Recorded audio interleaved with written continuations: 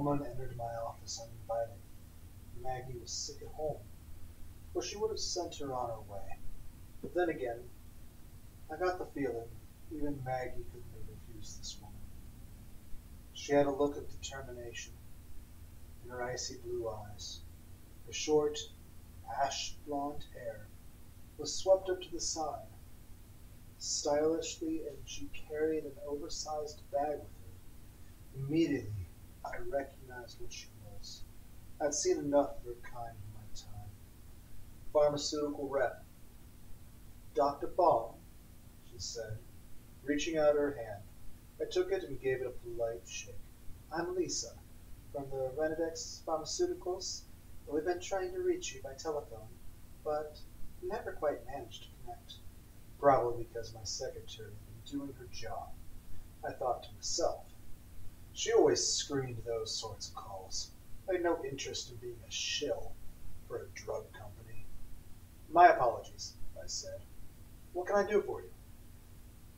She set her large black bag on the reception counter, next to where we were standing, and began to pull out sample packets and brochures. The phone began to ring loudly at the desk. I wanted to answer it, but the woman had already begun her pitch. Well, that's just about it, Dr. Baum. It's not about what you can do for us. It's what we can do for you and your patients. Here we go, I thought. She opened up a brochure and began to show me details from inside its glossy pages, speaking persuasively enough that I listened, instead of immediately sending her on her way as I usually did. She was an extremely good saleswoman. Our newest drug, smilatrex, has just been accepted for approval by the FDA. It's an absolute game changer, effective for depression, anxiety, even thoughts of self-harm can be allayed by its formula. This is the next generation we're talking about. This drug, by itself, is going to completely replace SSRIs without the harmful side effects and dependencies. Not only that, but instead of taking months to begin working, as in the case of most SSRIs, smilatrex begins its effects almost immediately. Oh, by the way, it's serotonin reuptake inhibitor is what it means in the acronym right there. And I was kind of, thinking of having a Linkin Park song playing in the background during this. That song like, even the people that never frown eventually break down, But I decided against it. Those are some very bold claims. So you can see why we've been trying so hard to reach you, to talk to you about it, she said with an undeterred smile. I picked up one of those sample boxes and examined it. The packaging looked like any other drug, a pale purple color and yellow butterflies all over it. The company's brand name stamped upon it in bold letters. Rendex Pharmaceuticals? How come I've never heard of you guys? We're a German company, new to North America, but we're going to make a big splash in Western markets. I'd tell you to start investing now, but I'm sure you don't play the stock market. No, I don't. And I don't usually speak to pharmaceutical reps either, if I'm being entirely honest.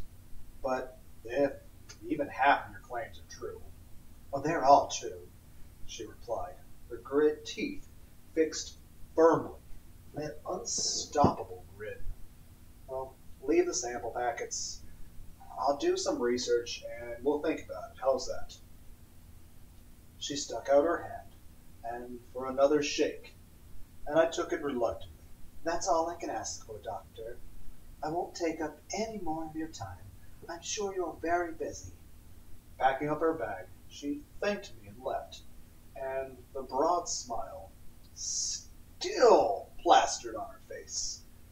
It was disarming, and I couldn't help but smile back as she walked out saying goodbye.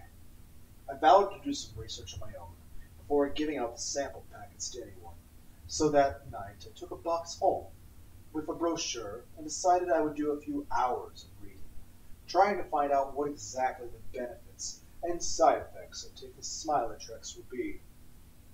Don't ask what got into my head, why I ended up taking the pills, especially when I didn't even know the first thing about the company or the product. I wouldn't say I'm depressed per se, but I've slipped into a bit of a rut since my father died a couple years back. Every day feels the same. The old pleasures of life don't bring the same enjoyment. The people who know me well say I don't laugh or joke around as much as I used to. I wasn't pining for happiness. I was just curious. Still, I should have known better than to try an untested drug given to me by some stranger.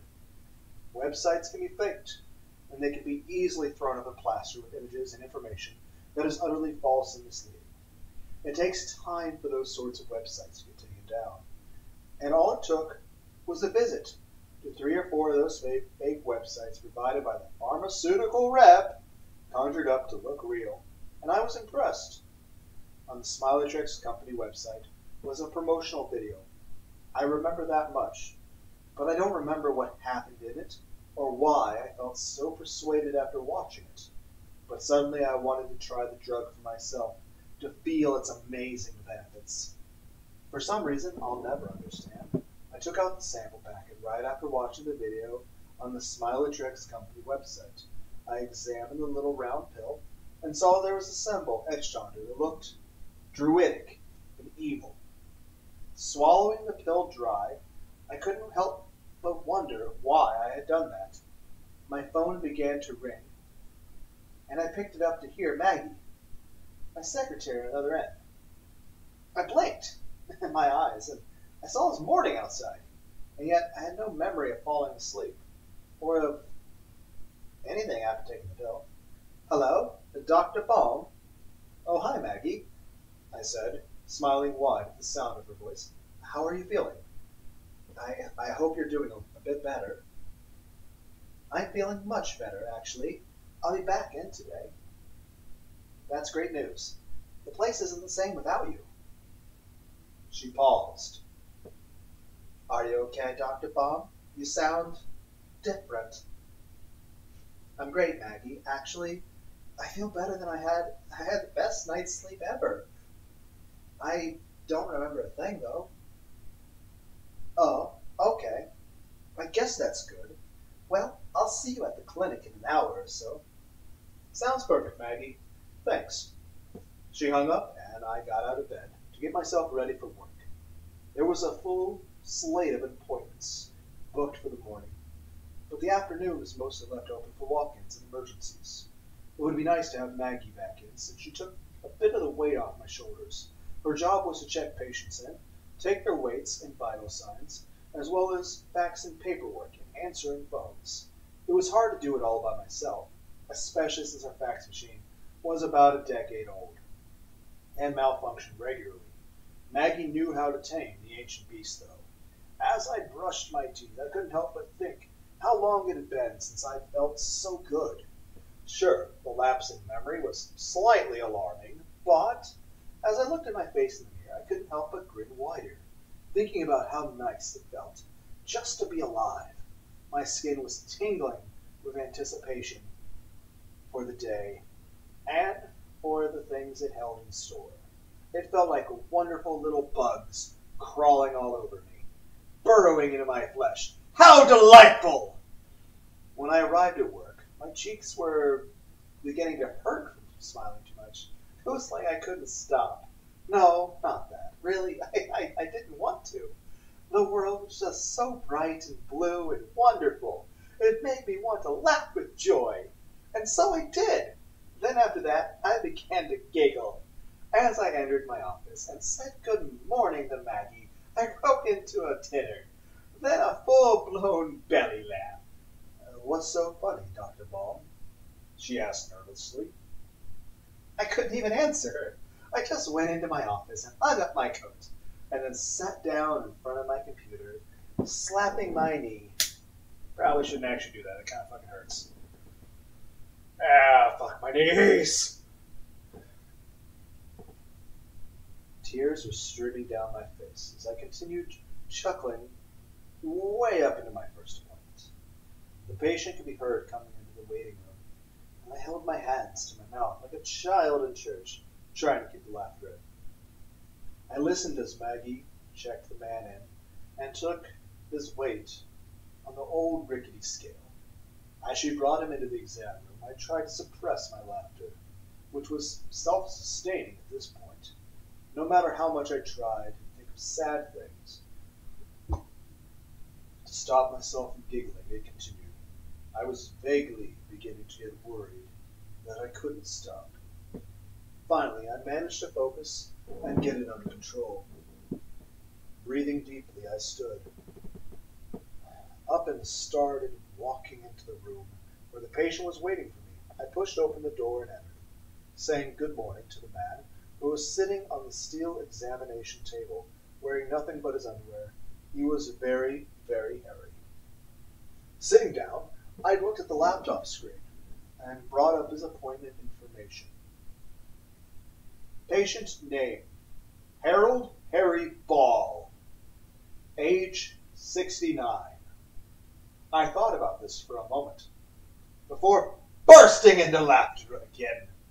The man held his arms over his naked chest as it flushed red to match his face. For a few moments he looked embarrassed, but then that expression changed to one worried. Dr. Ball?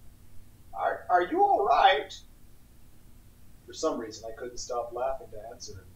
He walked out of the appointment and said he wouldn't come back, that there was something wrong with me. The rest of the day, I couldn't stop laughing, even after Maggie left.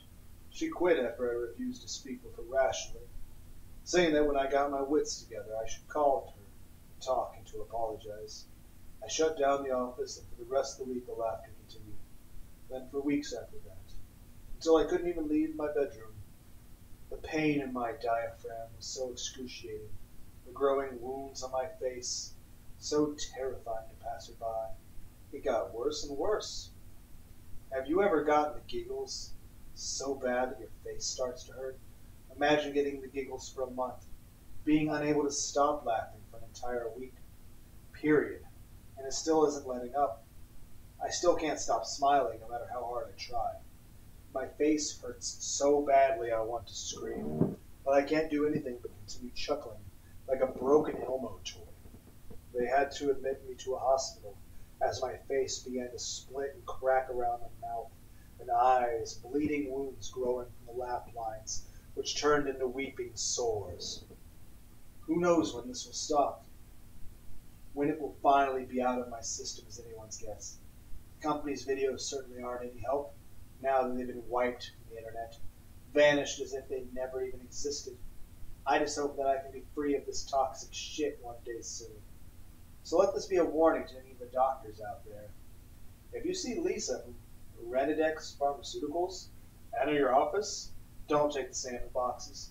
Don't watch the videos or read the brochures. Who knows what page or what image it is that will flip the switch in your mind and make you want to take the little pill she offers. Grinning and promising happiness. I guarantee you, it isn't worth it.